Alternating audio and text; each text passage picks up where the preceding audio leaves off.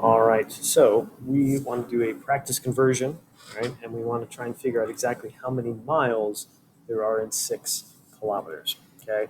So to restate, we are going from miles, okay, we want to know miles, and we have 6 kilometers, okay?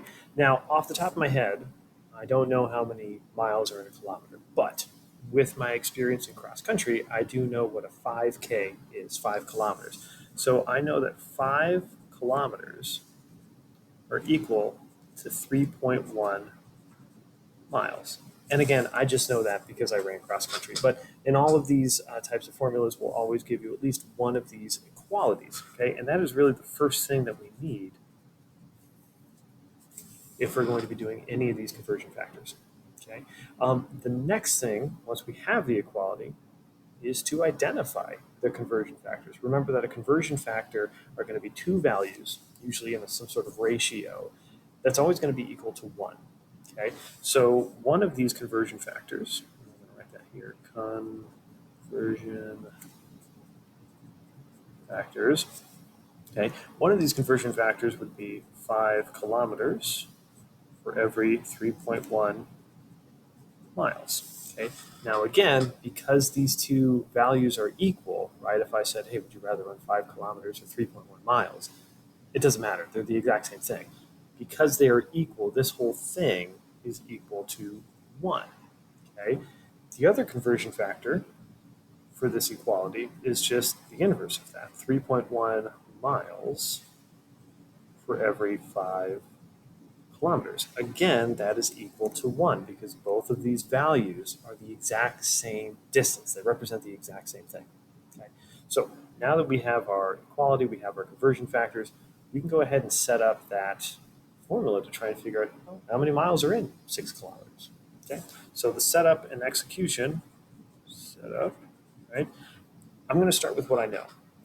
And this is what I know. I have 6 kilometers. Okay? 6 kilometers. And I have to multiply this 6 kilometers by one of these two conversion factors in order to cancel out kilometers and be left with miles. Okay, so my options are where I've got 5 kilometers on the top or 5 kilometers on the bottom. Okay. Now, because I want my units to cancel out, I'm going to pick the conversion factor with the kilometers in the denominator, the kilometers in the bottom. Right. So when I go to multiply that together, 3.1 miles over 5 kilometers. Okay, I'm just taking this conversion factor, plugging it in. Notice that on my equation, I have both kilometers on the top and bottom.